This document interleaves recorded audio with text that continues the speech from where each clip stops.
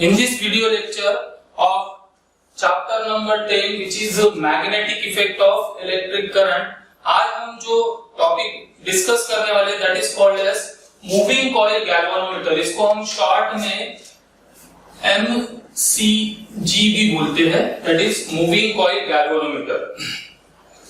जैसे कि हमने बताया था कि पिछले लेक्चर में क्या डिस्कस किया था कि जब भी कोई कॉइल या क्लोज लूप मैग्नेटिक फील्ड में रखेंगे तो मैग्नेटिक फील्ड क्या करेगी, उसके ऊपर नेट फोर्स जीरो रहेगा but it applies a torque. तो उसी टॉपिक का यहाँ पर हमें उसी प्रिंसिपल पे हमारा मूविंग कॉइल गैल्वानोमीटर काम करता है, जो हमने लास्ट लेक्चर में डिस्कस किया था कि जब भी कोई कॉइल को हम करंट कैरिंग कॉइल को मैग्नेटिक फील्ड में रखते हैं तो मैग्नेटिक फील्ड क्या करती है, उसके ऊपर टॉर्क अप्लाई करती है, जिसकी वजह से वो कॉइल उस मैग्नेटिक फील्ड में रोटेट करना शुरू करती है। तो इस प्रिंसिपल पे काम करने वाला है। तो सबसे पहले बात करते हैं what is mean by moving coil galvanometer. Moving coil galvanometer क्या है? तो मूविंग कॉइल गैल्वानोमीटर एक इलेक्ट्रिकल इंस्ट्रूमेंट है which is used to detect the small current. किसी कंडक्टर में से अगर करंट फ्लो हो रहा है तो उस करंट की वैल्यू कितनी होगी उसको डिटेक्ट करने का काम करता है हमारा मूविंग कॉइल गैल्वानोमीटर। अब आप बोलोगे कि सर करंट को मेजर तो हम एमीटर से भी करते हैं, तो गैल्वानोमीटर फिर अलग से क्यों बनाया? देखिए, जब आप प्रैक्टिकल करोगे तो आपको दिखेगा छोटे छोटे डब्बे रहेंगे, एक पर ए लिखा रहेगा, एक पर वी लिखा रहेगा, एक पर जी लिखा रहेगा। ए लिखा है मतलब वो एमीटर है, वी मतलब वोल्ट मीटर है, जी दिखेगा मतलब वो है गैल्वानोमीटर। तो गैल्वानोमीटर ही एक ऐसा इंस्ट्रूमेंट है जिसका यूज करके हम क्या कर सकते हैं, एक minimum small value of current को भी डिटेक्ट कर सकते हैं, स्मॉलेस्ट वैल्यू। अब इसी गैल्वानोमीटर को हम फिर बाद में कन्वर्ट कर सकते हैं एमीटर और वोल्ट मीटर में। तो ये वाला पोर्शन पिछले साल तक इसी यूनिट में था, मगर अब conversion of galvanometer into ammeter and voltmeter, ये जो पोर्शन है ये अभी करंट इलेक्ट्रिसिटी में गया है, तो हम उसको भी डिस्कस करेंगे कि गैल्वानोमीटर को एमीटर और वोल्ट मीटर में कैसे कन्वर्ट करना है। सबसे पहले गैल्वानोमीटर कैसे, कौन से प्रिंसिपल पे वर्क करता है, क्या क्या चीजें होती है उसके अंदर, वो आज हम यहाँ पे पहले डिस्कस कर लेते हैं। तो गैल्वानोमीटर क्या है बोला? गैल्वानोमीटर एक इंस्ट्रूमेंट है, इलेक्ट्रिकल डिवाइस है which is used to detect the small value of the current that is in milli amperes.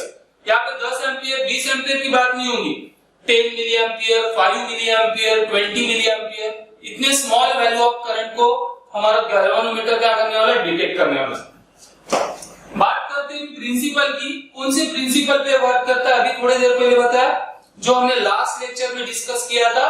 Current carrying coil when placed in a magnetic field, the magnetic field applies a torque on it which rotates the coil in the magnetic field.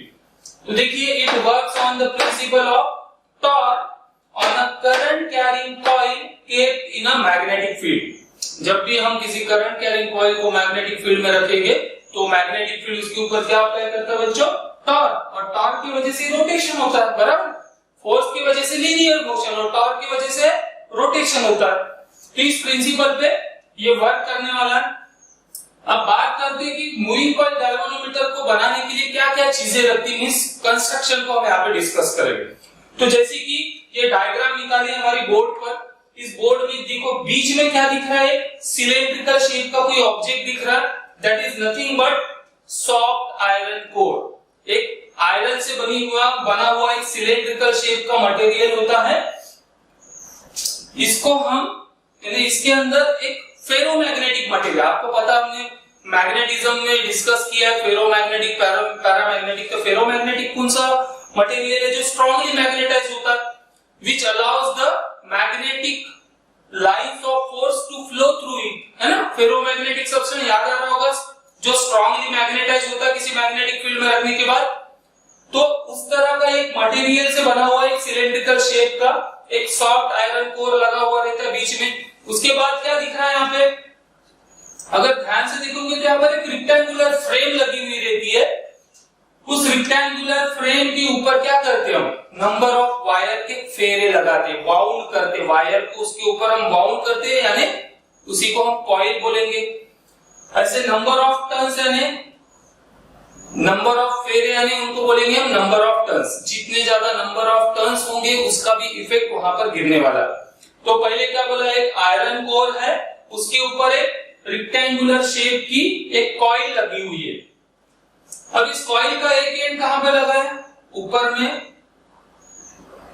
इस coil का एक and जो है एक phosphor bronze wire से connected है, hang किया हुआ है, और उसी एंड को फिर हमें डिफ्लेक्शन नीडल जो हमें स्केल में लगी हुई रहती है, जो डिफ्लेक्शन दिखाएंगी, वहां से कनेक्टेड रहता है ये। और इस कॉइल का जो लोअर एंड है वो कनेक्ट है यहाँ पर एक हेलिकल शेप की hair spring. It is also made up of a phosphor bronze wire. Phosphor bronze wire क्यों यूज करते हैं, because it has a highest velocity, elasticity बहुत ज्यादा होती है उसकी। तो आगे हम इसको डिस्कस करेंगे वर्किंग में। तो क्या क्या है बोला, बीच में एक सॉफ्ट आयरन कोर, उसके ऊपर एक रेक्टेंगुलर शेप की कॉइल लगी हुई है। अब देखिए यहाँ पे हमने एक स्ट्रॉन्ग मैग्नेटिक फील्ड प्रोड्यूस करने के लिए नॉर्थ और साउथ पोल रखे, दो मैग्नेट्स के साउथ और नॉर्थ पोल रखे। तो ये साउथ और नॉर्थ पोल क्या करने वाले हैं, यहाँ पर एक स्ट्रॉन्ग मैग्नेटिक फील्ड प्रोड्यूस करने वाले। बट हम यहाँ पे नॉर्मल मैग्नेट्स नहीं रख रहे, सिलेंड्रिकल हेड वाले दो मैग्नेट्स है। आप देख सकते हो बीच में क्या है, हमारी सॉफ्ट आयरन कोर है, उसके ऊपर एक कॉइल है, और उसके चारों तरफ एक तरह से स्मॉल गैप रहती, नीचे ऊपर चारों तरफ के एक सिलेंड्रिकल हेड वाले मैग्नेट्स रखे, जो यहाँ पे स्ट्रॉन्ग मैग्नेटिक फील्ड प्रोड्यूस करने वाले। अब इसी शेप के मैग्नेट क्यों रख रहे हो, इसका भी एक पर्टिकुलर रीजन है, जिसको हम आगे वर्किंग में डिस्कस करने वाले हैं। और जैसे ये कॉइल यहाँ पर कनेक्टेड है, तो कॉइल के दो टर्मिनल्स रहेंगे। जैसे आप एमीटर हो गया, वोल्ट मीटर हो गया, या गैल्वेनोमीटर होगा, तो वहां पे आपको दो ऐसे सिलेंड्रिकल गोल शेप के क्या मिलेंगे, दो टर्मिनल्स रहते। जैसे किसी वायर का करंट मुझे मेजर करना है, इस वायर में कितना करंट फ्लो हो रहा है ये मेजर करना है इस सर्किट के अंदर, तो क्या करते हैं हम, इसके जो दो टर्मिनल्स रहते वो गैल्वेनोमीटर के दो टर्मिनल्स को कनेक्ट करते हैं, एक पॉजिटिव टर्मिनल तो दूसरा निगेटिव। तो जब करंट इन टर्मिनल से होती हुई कॉइल से जाएगा और दूसरे टर्मिनल से वो वापस निकलेगा, यानी एक पॉजिटिव टर्मिनल सपोज एक है, नेगेटिव एक टर्मिनल से करंट कॉइल के अंदर जाएगा, दूसरे टर्मिनल से बाहर आएगा, जैसे करंट पॉजिटिव से नेगेटिव फ्लो होता। तो और साथ ही साथ यहाँ पर एक स्केल लगी हुई रहती है। स्केल किसके लिए, कि हमारा जो करंट कितना फ्लो हो रहा है उसको इंडिकेट करने के लिए आपने नंबर्स लिखे रहते हैं, 1 ampere, 2 milliampere, 3 milliampere, 10 milliampere. वो स्केल हमें रीडिंग देने वाली है। तो this is the construction of this moving coil galvanometer. Now we are going to discuss the working, how it work, how it detects the current. तो बात करते हैं वर्किंग की। तो सबसे पहले जो हमने लास्ट लेक्चर में डिस्कस किया है, क्या डिस्कस किया था, कि जब भी किसी कॉइल में से करंट जा रहा है और ऐसी कॉइल अगर हम मैग्नेटिक फील्ड के अंदर रखते हैं, तो वो मैग्नेटिक फील्ड क्या करती है, उस कॉइल को डिफ्लेक्ट कर देती है, और उसी कॉइल के साथ जुड़ा है हमारा नीडल, इंडिकेटर आर। तो देखिए व्हेन वर्किंग में बात करते हैं, when a current flows in a coil placed in a magnetic field it experiences a torque. उस कॉइल के ऊपर क्या लगेगा, टॉर्क, और टॉर्क क्या करता है बच्चों, टॉर्क क्या करता है, कॉइल को डिफ्लेक्ट करेगा। तो हमने लास्ट लेक्चर में जो इक्वेशन निकाले थे टॉर्क का, tau is equal to RAB sin theta. यहाँ पे एक्स्ट्रा टर्म आ रही है n, n यानी क्या है, नंबर ऑफ टर्न्स। हमने पिछला जो डेरिवेशन कंसीडर किया था, वायर का एक फेरा था उसमें, ऐसे नंबर ऑफ फेरे यानी नंबर ऑफ टर्न्स रहेंगे, तो जितने नंबर ऑफ टर्न्स रहेंगे उसमें उतना ज्यादा टॉर्क प्रोड्यूस होने वाला। तो टॉर्क का हमें इक्वेशन मिल गया NIAB sin थीटा। अब देखिए जब हम गैल्वेनोमीटर को कंस्ट्रक्ट करेंगे, तो एक बार हम कॉइल बनाएंगे, उस कॉइल को बार बार बाहर निकालकर चेंज नहीं करने वाले, यानी नंबर ऑफ टर्न्स क्या है, कांस्टेंट है। A is the area of coil. एक बार कॉइल डिजाइन हो गई तो उसका एरिया भी चेंज नहीं होने वाला। यहाँ पे हम दो परमानेंट मैग्नेट्स रखने वाले, तो उसकी मैग्नेटिक फील्ड भी कांस्टेंट रहेगी। इसका मतलब क्या, टॉर्क अभी किसके ऊपर डिपेंड है, depends on the value of current, है ना। इसमें से हम कितना करंट फ्लो हो रहा है वो तो चेंज हो सकता है, तो I इज वेरिएबल। साथ ही साथ थीटा, थीटा क्या है, angle between the coil, angle between the magnetic field and ये क्या है? Area vector. एरिया वेक्टर, कोई भी चीज का एरिया वेक्टर हमेशा उसको कैसा होता है? परपेंडिकुलर। तो ये एरिया वेक्टर और मैग्नेटिक फील्ड दोनों के बीच का एंगल है थीटा। अब बात करते हैं कि जब हम कॉइल में से करंट फ्लो करेंगे, कॉइल क्या होगी? रोटेट होगी। कॉइल रोटेट होगी तो थीटा भी तो चेंज होगा। करंट चेंज हो रहा है, करंट की वैल्यू चेंज करने से टॉर्क चेंज हो सकता है, बट थीटा भी चेंज होगा जब कॉइल रोटेट होगी। इसका मतलब क्या? टॉर्क की वैल्यू थीटा के ऊपर भी है। जितना डिफ्लेक्शन होगा 0 टू मैक्सिमम, टॉर्क की वैल्यू भी वैरी होगी। बट इसकी वजह से हमारी जो रीडिंग है वो प्रॉपर नहीं आ सकती है, क्योंकि करंट के ऊपर सिर्फ टॉर्क डिपेंड होना चाहिए, तभी तो हमें प्रॉपर रीडिंग मिलेगी ना। करंट कितना फ्लो हो रहा है उसके हिसाब से हमें प्रॉपर डिफ्लेक्शन आना चाहिए, बट डिफ्लेक्शन का असर टॉर्क पे नहीं गिरना चाहिए। तो हम मूविंग कॉइल गैल्वेनोमीटर को डिजाइन करते वक्त एक चीज यहाँ पे हमें मॉडिफाई करना है कि यहाँ पे देखो जो मैंने बताया, सिलेंड्रिकल हेड वाले क्यों मैग्नेट यूज कर रहे हैं। देखो इसका फायदा क्या होगा और इससे हम इस थीटा को कैसे बाहर निकालेंगे। देखिए इसके लिए हम एक साइड व्यू यहाँ पे देख रहे, क्रॉस सेक्शन एरिया लेकर, कि यहाँ पे दो साइड में सिलेंड्रिकल मैग्नेट रखे और बीच में क्या है हमारे, इसको आप ऊपर से देखोगे तो क्या दिखेगा? एक सर्कल और वहां पे लाइंस में क्या है? हमारी कॉइल है, बराबर है। तो देखिए सिलेंड्रिकल मैग्नेट होने की वजह से क्या होगा, यहाँ पर मैग्नेटिक लाइंस कहां से कहा जाती है? नॉर्थ से south direction of magnetic line. तो देखिए जो मैग्नेटिक लाइंस है ये हमेशा कहां जा रही है? Towards the centre. जैसे यहां से इधर, अब यहां से यहां पास नहीं हो सकती है, क्यों? क्योंकि हमने मैग्नेटिक लाइंस या इलेक्ट्रिक लाइंस कभी भी एक दूसरे को क्रॉस नहीं करती। देखने में तो ऐसा लगता है ये ऐसी होकर जाएगी, ऐसी इधर या ऐसी इधर पास हो जाएगी, तो इस तरह से इसमें से जाने वाली। अब देखिए थीटा किसके बीच का एंगल था बोला मैंने? Area vector of the coil and magnetic field. Theta अगर चेंज होगा तो साइन थीटा चेंज होगा, साइन थीटा चेंज होगा तो टॉर्क की वैल्यू भी चेंज होगी। तो साइन थीटा वाले टर्म को हमें अगर यहाँ से हटाना है तो कैसे हटा सकते हैं? अगर थीटा हमारा हमेशा 90 डिग्री रहता है तो साइन 90 कितना होता है बच्चों? 1, तो उसका कोई असर गिरेगा नहीं। तो हमें एक ऐसी अरेंजमेंट करना है कि angle between the magnetic field and area vector is always 90 degree, they are always perpendicular to each other. तो देखिए जब कॉइल सपोज ऐसी है, यहाँ पे सपोज ये मैग्नेटिक लाइंस है, तो देखिए ये मैग्नेटिक लाइंस इसमें से जा रही है, तो ये मैग्नेटिक फील्ड हो गई हमारी और ये एरिया वेक्टर, दोनों के बीच में एंगल कितना? 90 डिग्री। सपोज कॉइल रोटेट होकर ऐसी हो गई, इधर आ गई कॉइल, अभी भी देखो यहाँ पर, अब इस कंडीशन में यहाँ पे मैग्नेटिक फील्ड की डायरेक्शन ऐसी है और एरिया वेक्टर क्या हो जाएगा? अभी परपेंडिकुलर। तो हर वक्त हमें क्या मिलेगा? इसको बोलते हैं हम रेडियल मैग्नेटिक फील्ड, क्योंकि point towards the centre of the circle और अलोंग द रेडियस जैसी लग रही है। इसीलिए इस सिलेंड्रिकल हेड वाले मैग्नेट यहाँ पे क्या प्रोड्यूस करने वाले हैं?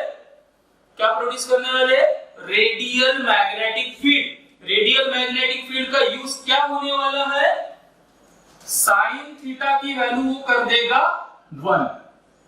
इसका मतलब थीटा का जो इफेक्ट था वो यहां से निगलेक्ट हो गया, वहां से गायब हो गया। तो अभी हमें अगर रेडियल मैग्नेटिक फील्ड होगी तो थीटा की वैल्यू 90 डिग्री यानी साइन थीटा 1 हो जाएगा, यानी साइन थीटा का रोल वहां से हट गया। तो हमें जब भी हम इस कॉइल में से करंट पास करेंगे तो मैग्नेटिक फील्ड उसके ऊपर टॉर्क अप्लाई करेगी, टॉर्क अप्लाई करने से रोटेट होंगी, मतलब डिफ्लेक्ट होंगी। तो दैट डिफ्लेक्टिंग टॉर्क, यहाँ पे क्या बोलेंगे उसको? डिफ्लेक्टिंग टॉर्क, क्योंकि वो कॉइल को क्या कर रहा है? रोटेट यानी डिफ्लेक्ट कर रहा है। तो डिफ्लेक्टिंग टॉर्क की वैल्यू क्या मिल जाएगी? NIAB साइन थीटा तो 1 हो गया हमारा, बराबर। तो यहाँ पर ध्यान से देखिए, अब जब भी हम कॉइल को या हमारे गैल्वेनोमीटर को कंस्ट्रक्ट करेंगे तो नंबर ऑफ टर्न्स कांस्टेंट रहेंगे, area of the coil constant रहेगा, जो भी मैग्नेट्स लगे उनके मैग्नेटिक फील्ड कांस्टेंट रहेगी। मतलब अब करंट किसके ऊपर, टॉर्क किसके ऊपर डिपेंड रहा? Depends on the current only, ठीक है। तो this is the value of deflecting torque. अब देखिए जब ये कॉइल रोटेट होंगी, ठीक है, ये कॉइल रोटेट होंगी तो इससे लगी हुई जो स्प्रिंग लगी नीचे में हेलिकल स्प्रिंग, ये भी ट्विस्ट होंगी, टर्न होंगी। अब देखिए जितनी ये कॉइल रोटेट होंगी, स्प्रिंग के अंदर भी एक बदले वाला टॉर्क डेवलप होगा यहाँ पे। जैसे ही इसमें से करंट फ्लो होगा तो डिफ्लेक्टिंग टॉर्क की वजह से हमारी कॉइल रोटेट होंगी, तो ये जो नीचे में हेलिकल स्प्रिंग, इसका रोल क्या है? डिफ्लेक्टिंग टॉर्क के अपोज में एक टॉर्क डेवलप होता है बदले वाला, तूने मुझे मोड़ा तो मैं भी तुझे मोड़ूंगा, तो इसके अंदर एक एंटी टॉर्क डेवलप होता है जिसको हम यहाँ पे बोलेंगे रिस्टोरिंग टॉर्क। तो रिस्टोरिंग टॉर्क क्या करता है? आपको पता है restoring force, restoring torque. Restore करना मतलब वापस से ओरिजिनल पोजीशन में लाना। तो क्या होता है, जैसे ही हम यहाँ पे करंट पास करते हैं, डिफ्लेक्टिंग टॉर्क डेवलप होता है, कॉइल रोटेट होती है, तो हेलिकल स्प्रिंग के अंदर कौन सा टॉर्क डेवलप होगा?